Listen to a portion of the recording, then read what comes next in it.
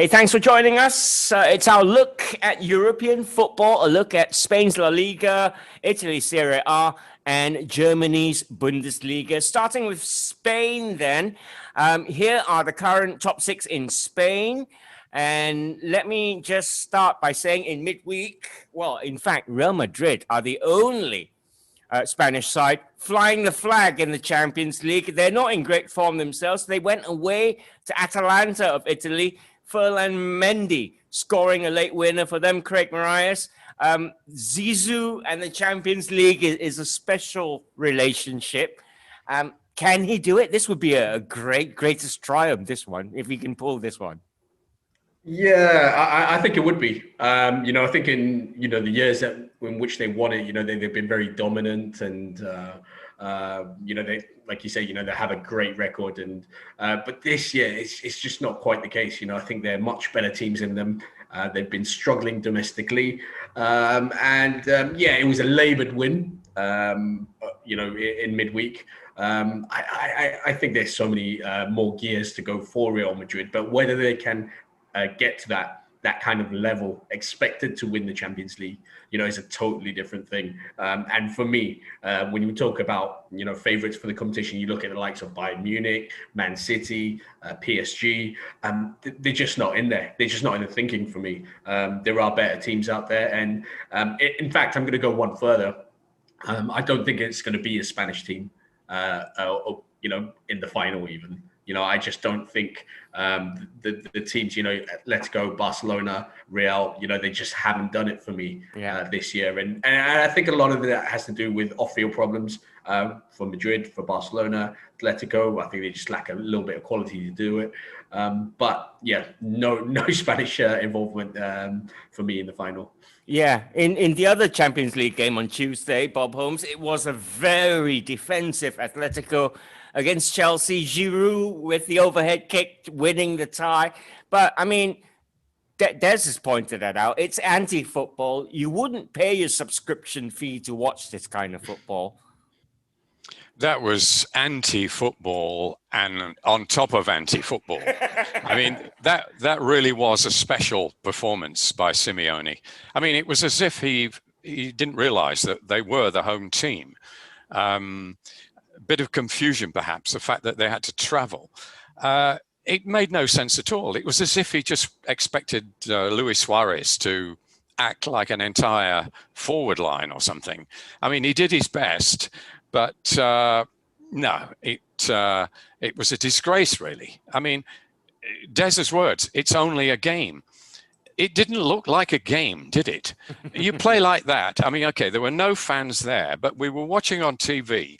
He cheated the fans on TV, cheated the broadcasters, and I think he didn't do himself any good either. That was an exceptional performance. I mean, he's done this before, and on occasions he's been justified because they hadn't had the resources at Atletico, and overall he's done a fantastic job, especially against the big boys of Barcelona and Real Madrid. Limited resources, and he's managed to match them and be right up there. This is his best chance of winning the La Liga title. They were ahead by about 8 or 10 points at one stage of the season. Now it's come down to 3. They do have a game in hand of Real Madrid. But, I mean, to do that against Chelsea in the Champions League was an absolute shocker. And I think it suggests that he's not totally confident in the side for the league either. I think they could be caught. When you see a manager set up like that, even if it's a different competition, I think that betrays a doubt in his mind about their ability to hang on to this lead at the top of La Liga.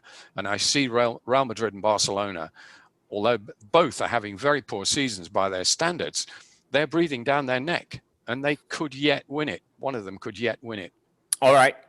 Spanish clubs in the Europa League. Villarreal had a 4-1 aggregate triumph against Salzburg.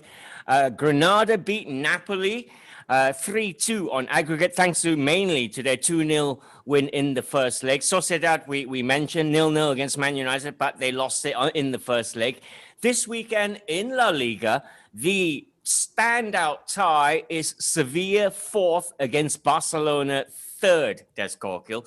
Barca played a game in hand in midweek. Messi scored 2, so they've now cut the gap at the top to 5 points. They're in 3rd. Are they out of it? Absolutely not. Team in crisis. Barcelona in 3rd. Real Madrid, team in crisis in 2nd. Atletico Madrid starting to tail off. I tell you what, it takes something pretty radical for you to want Barcelona and Real Madrid to overhaul Atletico Madrid, but they're anti-football. Diego Simeone is anti-football. Atletico Madrid's tradition for, I want you to go back to 1974, look on YouTube, Atletico Madrid versus Celtic, where they were thuggery personified. Since then, I've always wanted Atletico Madrid to lose. Since Luis Suarez went there, okay, there's a certain kind of, yeah, I'd like them to do a bit better.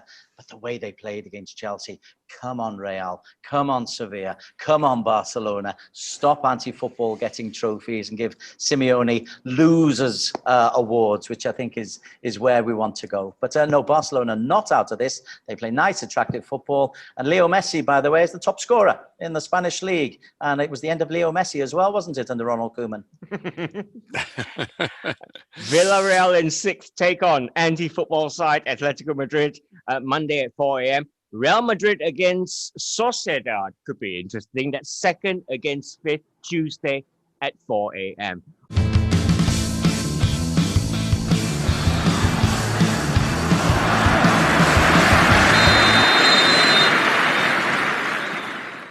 On we go to Germany then, where this week, I guess they are considered the standout favorites for the Champions League. Lazio 1, Bayern Munich 4.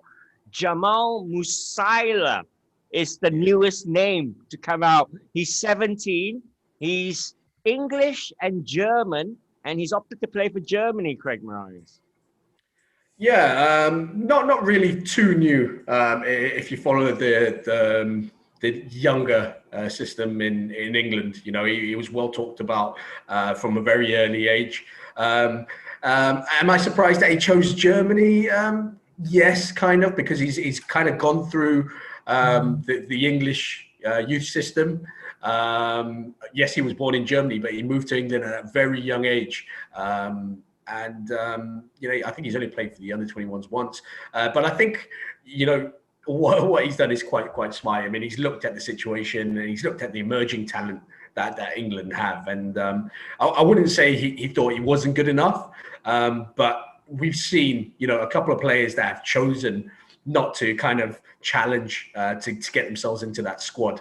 And I think that's what he's done. I mean, Germany have some great players coming up as well. But I think, you know, with the promise of a first team, a senior team call-up very soon from Joachim Löw, you know, I think he kind of bit that a little bit and he's pledged his allegiance to Germany.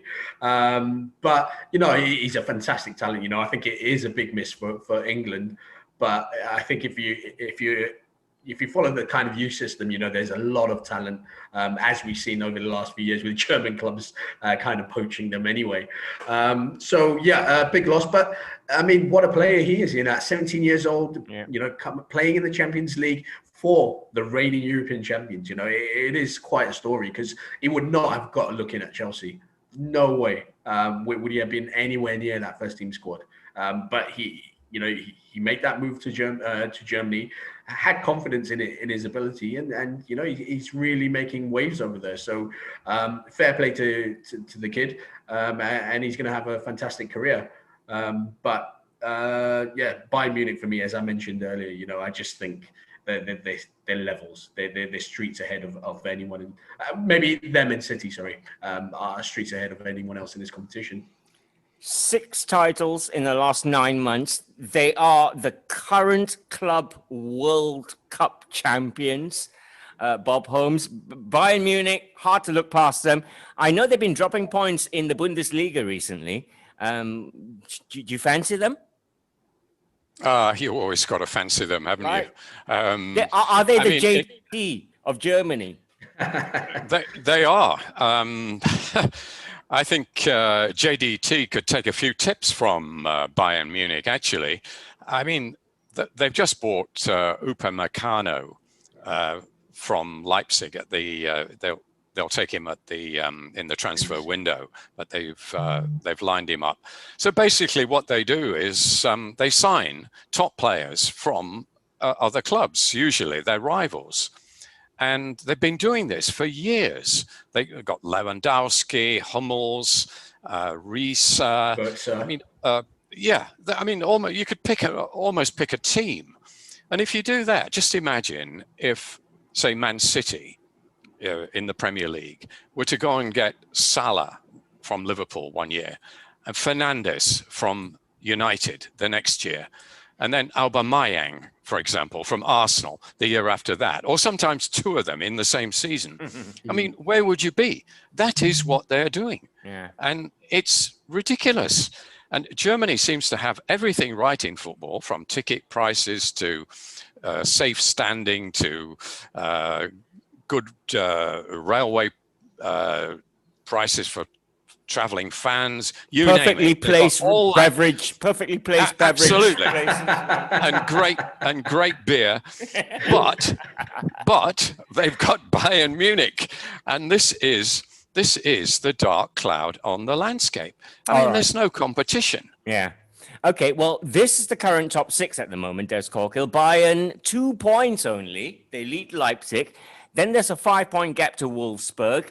I mean, Leipzig are not out of this. If you look at the weekend's fixtures, Leipzig play 8th place Borussia Mönchengladbach, who didn't have the greatest time in the Champions League. They got schooled by Man City. But I guess with Bayern having all the top players, what did the other clubs do? So I took the rare opportunity to watch a full Bundesliga game the other day, and the 2-1 defeat against Frankfurt. And for the first 35 minutes or so, Bayern were kind of just going through the motions against Frankfurt, who were enervated and energized and took a 2-0 lead. But then as halftime came through, a couple of touches from Sane were sensational. Second half comes, Lewandowski scores, and you kind of expected Bayern to go on and take it. But you know what? It's almost like they were a cat playing with a mouse, looking down the league at them and saying, no, we don't want to get too far ahead just yet. And so they didn't really turn it on, but you know, if this was a game that really mattered, Bayern would be able to turn that on, they wouldn't have started the way they did, they would have turned it round, because the quality of players is incredible, including Eric Maxim Choupo-Moting. No. He is playing number 10 for Bayern Munich, who are so supremely so far ahead they almost, even in defeat, they toyed with Frankfurt. Choupo-Moting is Bayern's Martin Braithwaite. Exactly that. And the beauty of it is that he moved from PSG, and you're just thinking, what is going on here? Couldn't get to Stoke's team. Stoke legend. All right, top of the table, Bayern take on 14th place Cologne this weekend. You've got Dortmund, who are in trouble, in 6th, take on 16th place Arminia Bielefeld. Wolfsburg in 3rd against Hertha Berlin in 15th. Leipzig in 2nd against Mönchengladbach, we mentioned. Leverkusen in 5th, take on Freiburg in 9th.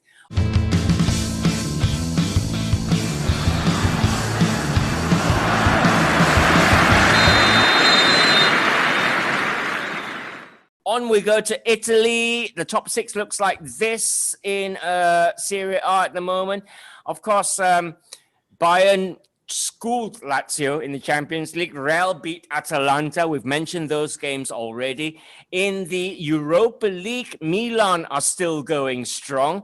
They beat Red Star on the away goals rule, Craig Marias. Milan is weird. I mean, we saw them last weekend up against Inter. They just couldn't match Inter, could they? No, Inter are a different beast this season. The front two of Lukaku and Martinez are just enough to terrify not only defenses in Italy but throughout Europe. They got such a good understanding of each other, good partnership. They scored some fantastic goals. They did Inter Milan. They were really up for it, and I'm not sure if that had anything to do with that. Obviously, that little spat that Ibrahimovic and Lukaku had not too long ago, but I think Conte would have used that to kind of spur Lukaku on and ask him to turn it on. Milan just didn't have an answer. Defensively, they were just all over the place and couldn't handle the pace and power and the movement of the front two. Just focusing on Milan, they had a great start to the season. They were top, and everything was going well for them. It's come off the boil a little bit, the team. But if I'm a Milan fan, am I complaining? No, because you look over the years and they haven't quite reached the heights that we expect of AC Milan. Pioli's come into it, and he's kind of steadied the ship a little bit. It's kind of got them back competing for the league, which I think is always the first step before you go on to win it. You think of Conte last season when he came over, and they were in the same kind of place AC Milan are in now. Yeah. They were top for a bit, then they dropped off, and then they were competing, never quite good enough to go out and do the business full on. But yeah, it was a good win for Milan, and I think that they'd finish in the top four quite comfortably this season. Okay, Milan are through in the Europa League last 16. Again, we'll post up the last 16 draw on our Facebook page, BFM Football. Roma made light work of Braga in the Europa League. They are through as well. Looking at the weekend's fixtures in Serie A then, the standout tie is 4th place Roma against 2nd place AC Milan. Inter take on 11th place Genoa. Bob, it's not quite Bayern Munich dominance that Antonio Conte is enjoying over the rest of Italy, but it's getting that way.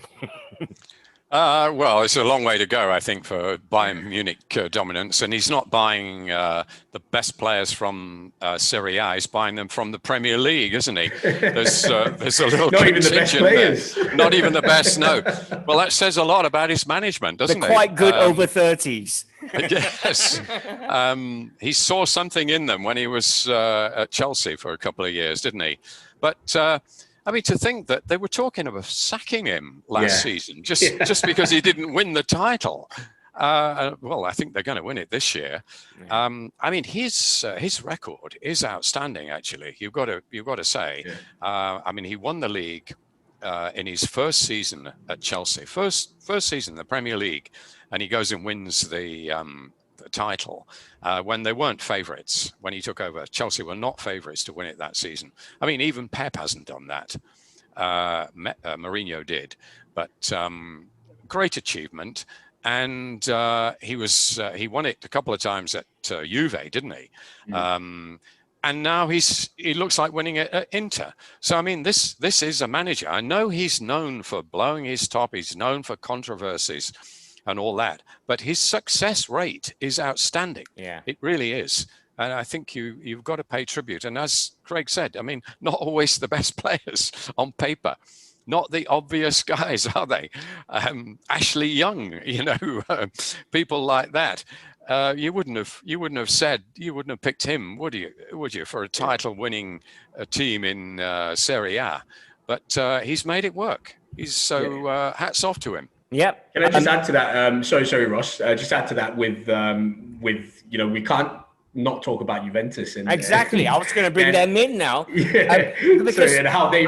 It ends the Juventus dominance of Serie A.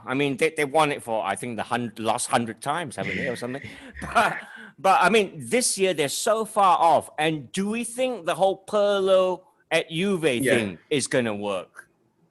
Yeah, that was what I was going to come to. I think they made that change, and it was a risky change. It was for them to make. You're essentially getting in a novice, giving him a big job. It's his first ever job in management.